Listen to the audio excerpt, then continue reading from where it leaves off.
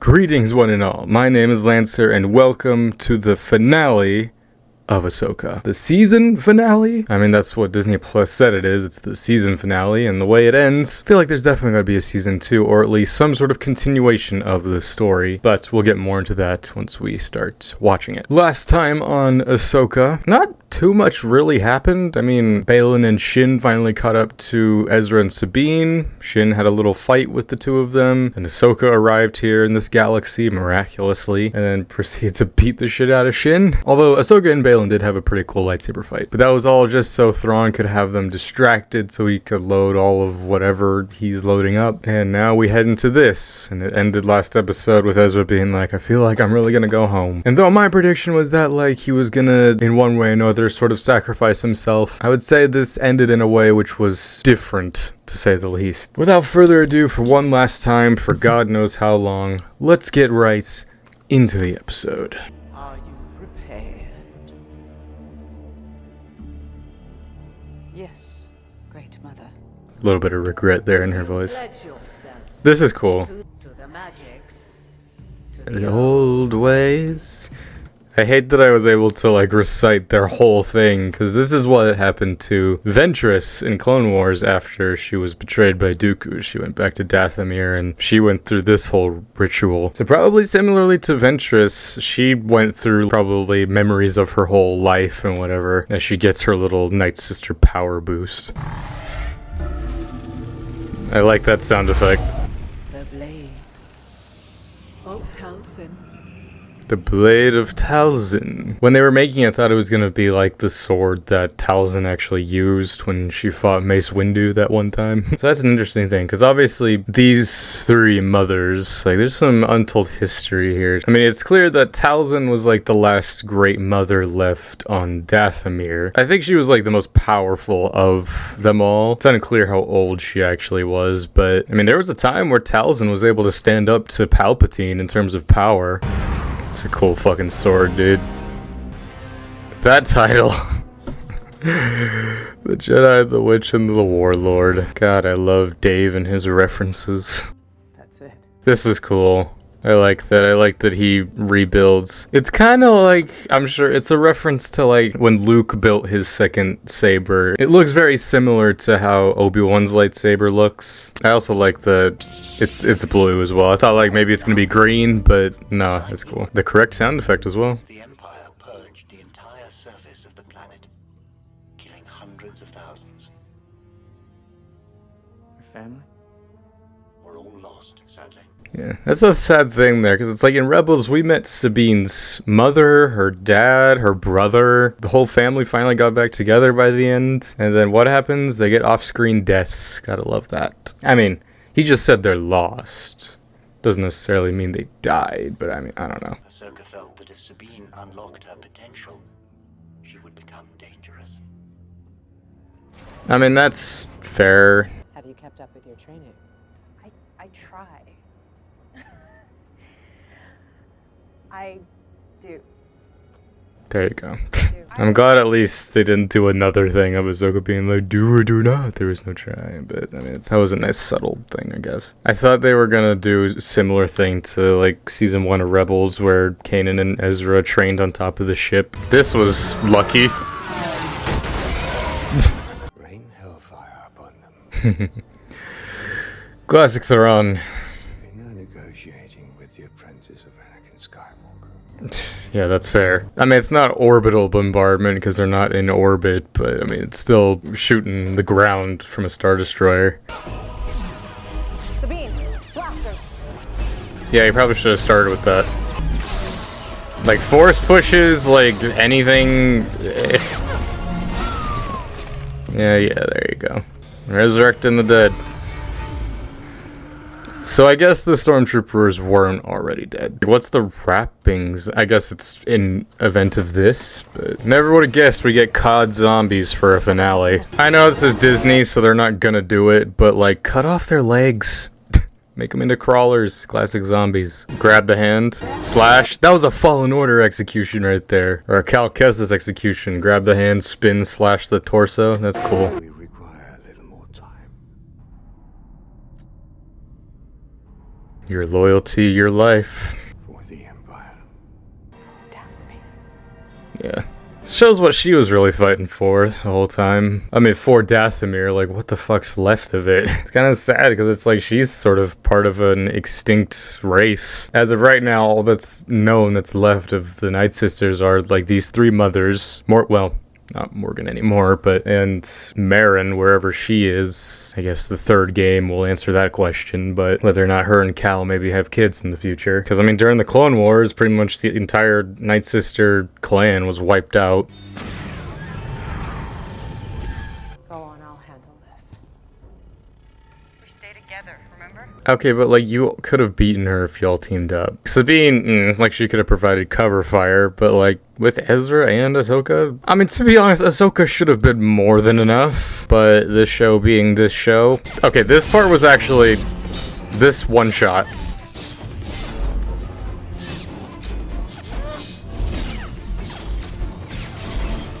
That was the best choreography this show's ever had. Like, obviously, other than, like, the Anakin just, you know, doing his thing. Like, that was a beautiful, just, sequence right there. Like, was that actually Rosario doing that? Also, all I'm saying is, Ahsoka, at the age of 14, was able to fight and fend off, for the most part, Asajj Ventress, Grievous. At the age of 17, she was able to defeat Maul. By the time she was in her late 20s, early 30s, she was able to hold her own against several Inquisitors and Darth Vader. But no, a juiced up Night Sister. Too much. It's a good fight, don't get me wrong. Also, this is stupid. I was kind of hoping Ahsoka and Morgan would talk, because like the first time we ever saw those two was back during Mando season 2. Kind of cool seeing the zombie underneath. Come on, Ezra. The Force is my ally. Explain this. Couple references there, I guess. Obviously, classic Empire Strikes Back, pulling the sword from the snow, and then like the quick stab through the head. It's a Last Jedi reference. If Jedi Survivor and Fallen Order have taught me anything, it's like if they're at all close to a ledge, don't worry about fighting them anymore. Just push them off. Ezra, dude, you were able to control an AT-ST by Force controlling the pilot. Granted, you were tapping into some dark side at the time. How are you gonna be like, the Force is my ally, and then get your ass beat and try fighting him hand to hand? I get it, tension for tension's sake, but like, they're just stormtroopers. If anything, they should have had it that the mothers were here fighting them at the end. Like, that would have made more sense in terms of a fight. Also, you stab them through the chest, through the heart, they survive. You stab them through the head, they die. I mean, I guess that's classic zombie lore, but... and classic Disney censorship. Force push! Ever heard of it? I like that this is the first instance we see her use the Force, and then now she's just like, oh yeah, I can do it now.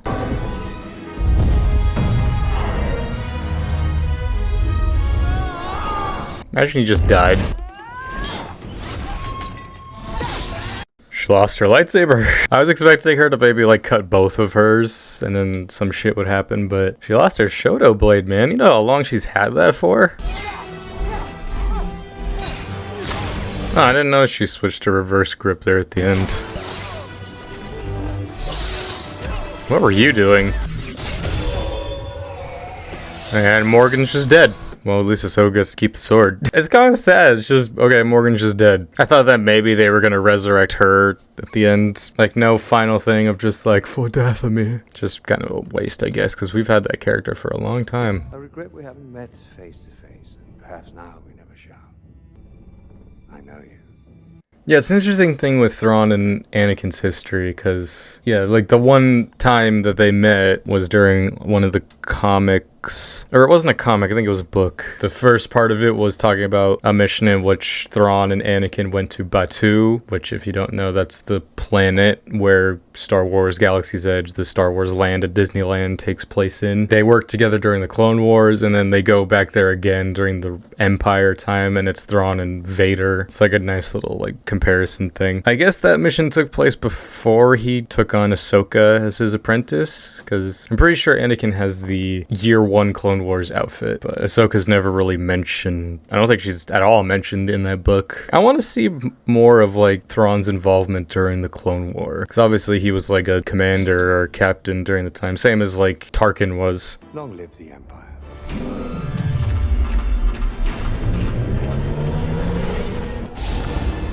Cool mic drop. Morai. I don't know why this feels like Lord of the Rings-esque. Balin.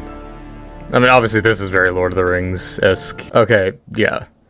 Father, son. Interesting that the daughter statue is destroyed. Ooh, that's kind of subtle. The son statue has a crack along the eye. Is that an Anakin reference? And then the daughter statue, you can kind of see just the two things there. It's kind of like Ahsoka, maybe. Obviously, the power here is something that's tied to like the world between worlds and these three. The beacons are lit.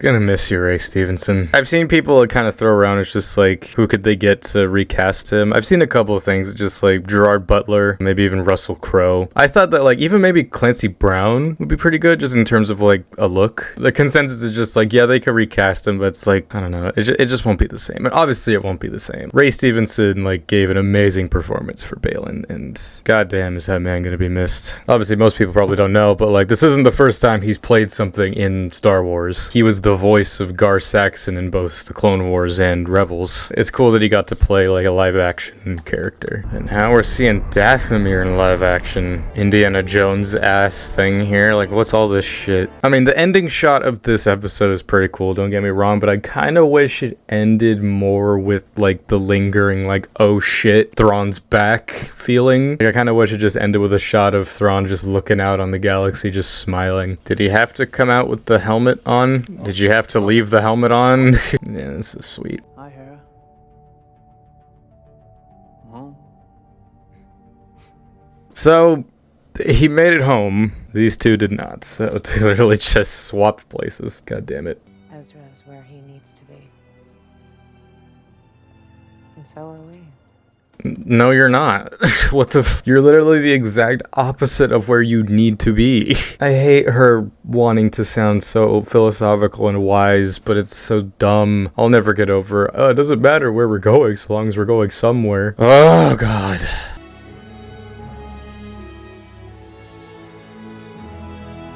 There's her theme there. He's watching over her.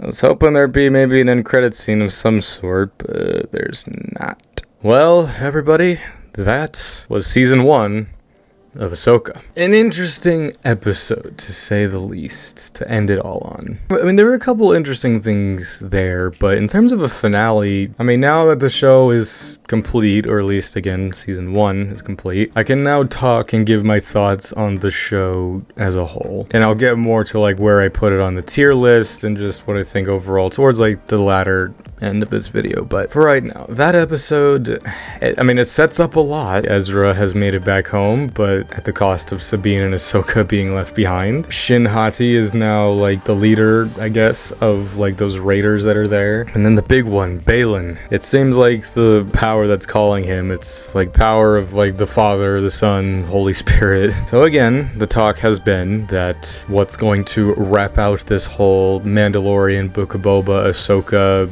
like time period story with Thrawn coming back is going to be a movie of sorts. I imagine an Avengers type Star Wars movie. Sounds really cool in concept, just like a lot of things Disney Star Wars has tried to do. In execution, though, we'll just have to see. Again, my prediction, my strong prediction is that whatever this movie is going to be, it's going to be called Heir to the Empire. It's kind of unfortunate because it's just like, no matter how cool or whatever this movie is going to be, and then even if they defeat Thrawn, it doesn't really matter because like the First Order still happens. Is there really a point? Like, there is predictions that this is maybe sort of Filoni's way of just keeping these characters in another galaxy so he can have his own little sandbox and do whatever he wants out there. Yuuzhan Vong invasion invasion. This is another reason why I just hate the sequels so much now. I feel like a lot of this would hit a lot more if those just didn't exist. I really hope that whatever the next season or anything's gonna be, I hope it's not just another thing of just like, alright, now let's go get them back. It's just this first season, but they're going to get Ahsoka and Sabine. Do some shit with like the whales or whatever, or it's probably gonna be like the world between worlds. They travel. It's probably gonna be that. Like Balin's gonna discover some portal that leads to the world between worlds, and that's how they get back. They just fast travel. Lord knows when we're gonna get more. I haven't heard any concrete thing yet. Like usually whenever stuff ends, we get like a concrete thing of just like season 2 or just whatever's next is either in production, but this has had nothing. Granted, I'm sure they were waiting to see how this was received. I mean, obviously this was received very well because of certain episodes. And overall though, I may start to talk negatively about it. Yeah, I want to see more, obviously. This finale was just I mean, I've kind of felt that way with a lot of Disney Plus Star Wars shows. The show overall is pretty good, and then the last episode was sort of just the only time it hasn't been that way is like Mando's finales other than season 3 and like Obi-Wan and Andor. In terms of the hierarchy of the Disney Plus Star Wars shows, where would I rank it? Obviously at the top, Andor and like Mandalorian season 1. Below that I have like Mando season 2, farther down Mando season 3, a little farther down Book of Boba, even farther down we have Obi-Wan. But this, I'd put it just below probably Mando season 2, if not on par with it maybe. Now I'm gonna give just my overall thoughts on the show as a whole. Obviously when it started, I was very excited. Like obviously those first 2 episodes had problems, but I was able to look past it because I was just like, ah yes, there's obviously some Clone Wars stuff. I was so encapsulated by like the Rebels love. But just as the show's gone on, man, I'm just like, again, Rosario Dawson's Ahsoka is something, to say the least. They're trying too hard to make her sound like this wise figure, and while she is wise, and she should be by this point, some of the shit she says, it just makes no sense. Ahsoka doesn't need to be a wise character. The reason why we liked her character is because she was a kid, just sort of having to experience and survive war. Granted, even the Ahsoka that we see in Rebels is more similar to this one. I think that's more of what they were trying to encapsulate. And then Sabine's character, I feel like